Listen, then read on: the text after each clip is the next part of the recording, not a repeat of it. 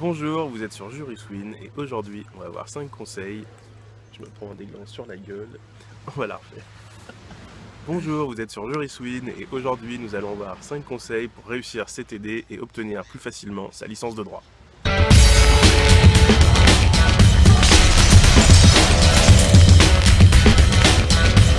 Vous savez sans doute, les travaux dirigés sont un passage incontournable des études de droit. Vous pouvez bien sûr y échapper en négociant une dispense d'assiduité, mais c'est pas recommandé parce que c'est pendant les TD que vous pouvez poser des questions, approfondir des connaissances, vérifier les choses que vous n'êtes pas sûr d'avoir compris, etc.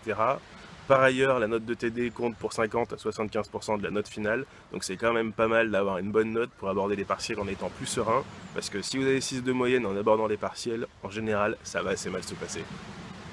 Conseil numéro 1, n'abusez pas de vos jokers. A l'inverse des cours magistraux, les TD sont obligatoires à la fac. Vous avez le droit d'être absent 2 fois sans justification, la 3e fois, ce sera 0 pour votre note de TD. Donc la tentation est assez forte de gratter le TD quand on n'a rien compris au sujet ou quand on a pris une grosse suite la veille. Oui, on est tous passés par là. En tout cas, c'est une mauvaise idée. C'est une mauvaise idée parce que si vous n'avez rien pigé au sujet, c'est peut-être une bonne chose d'aller en TD pour essayer de comprendre, poser des questions et de ne pas arriver complètement à poil au moment des examens. Et c'est une mauvaise idée parce que vous savez pas ce qui va se passer dans l'année. Donc gratter un joker pour rien, c'est pas une bonne chose parce que si vous avez un imprévu qui vous empêche d'aller en TD, vous risquez le 0 pointé juste parce que vous avez eu une panne d'oreiller. Conseil numéro 2, lisez l'ensemble de vos documents. Même si ça fait beaucoup de papier, vos fascicules de TD ne sont pas destinés qu'à tuer des arbres et caler des armoires. Ils servent aussi à vous donner une vision d'ensemble sur une thématique donnée et à augmenter votre culture juridique. Honnêtement, je vais pas vous mentir, c'est pas toujours évident, surtout que certains auteurs ont une prose assez indigeste, mais en fac de droit, il faut persévérer et si c'est pas vous qui vous collez au sujet, c'est pas le sujet qui se collera à vous. Donc forcez-vous à lire et vous verrez, il en restera toujours quelque chose. C'est sûr que vous n'allez pas tout retenir, mais vous retiendrez des éléments divers et variés que vous pourrez connecter et ça vous permettra ensuite de créer des argumentaires juridiques, que ce soit pour vos devoirs et que ce soit dans votre vie personnelle, ce qui est toujours utile quand on vient vous demander conseil parce que c'est vous le juriste de la famille. Conseil numéro 3, préparez un minimum vos séances. Faut pas exagérer. Si vous avez lu le fascicule de TD rapidement avant de vous coucher, que vous n'avez rien compris et que vous êtes incapable de définir la moitié des thèmes, en général, le chargé de TD a envie de vous foutre à la porte. Et ce qui vous sauve, c'est qu'en général, c'est plus de problèmes que d'avantages. Donc, il vous garde en cours. Pour autant, un chargé de TD, c'est avant tout un juriste, donc ça a bonne mémoire et il n'est pas prêt d'oublier ni votre tête, ni votre nom. Franchement, il y a pléthore de lexique juridique en librairie, à la BU ou sur internet, donc vous n'avez pas vraiment d'excuses si vous ne savez pas ce qu'est un ajournement ou une malfaçon. Prenez au moins le temps de chercher les termes que vous ne comprenez pas. Conseil numéro 4, préparez un minimum vos séances. Ouais, je l'ai déjà dit, mais c'est vachement important. On va pas se mentir, on est tous arrivés en TD un jour en n'ayant absolument rien foutu.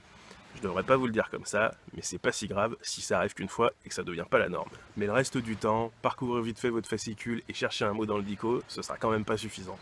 L'idéal, c'est quand même de prendre quelques notes, de mobiliser un peu vos connaissances et de préparer le plan qu'on vous a demandé de préparer, qu'il s'agisse d'une dissertation ou d'un commentaire. Par ailleurs, les fascicules de TD sont quand même un petit peu pensés, donc essayez de faire le lien entre un auteur et un autre, entre un texte et un autre. En général, soit ils se contredisent, soit ils se complètent. Le but, c'est donc d'identifier les questions juridiques qui se rapportent au thème du jour et les controverses quand il y en a. Alors pourquoi faire ? Eh bien, c'est parce qu'en vous posant les bonnes questions, vous aurez les bonnes réponses.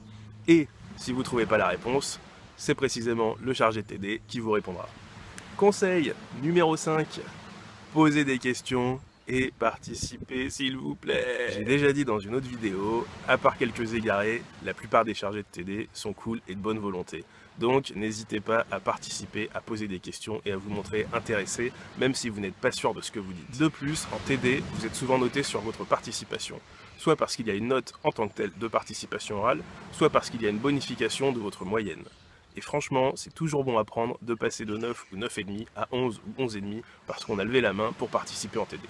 Et surtout, un TD un peu animé, c'est quand même beaucoup moins chiant que la rediff du cours de la semaine dernière où le chargé de TD se contente de répéter ce que vous avez déjà entendu par le prof en amphithéâtre. Si c'est l'effet que ça vous fait, sachez que pour le chargé de TD, c'est pareil, ça l'ennuie beaucoup. Donc pour résumer, n'abusez pas de vos jokers, lisez vos fascicules, préparez vos séances et participez. Si cette vidéo vous a plu, mettez un pouce, si vous avez des questions, mettez un commentaire, et si vous pensez que ça peut profiter à d'autres, partagez la vidéo. Prochaine vidéo dans 2 jours, salut!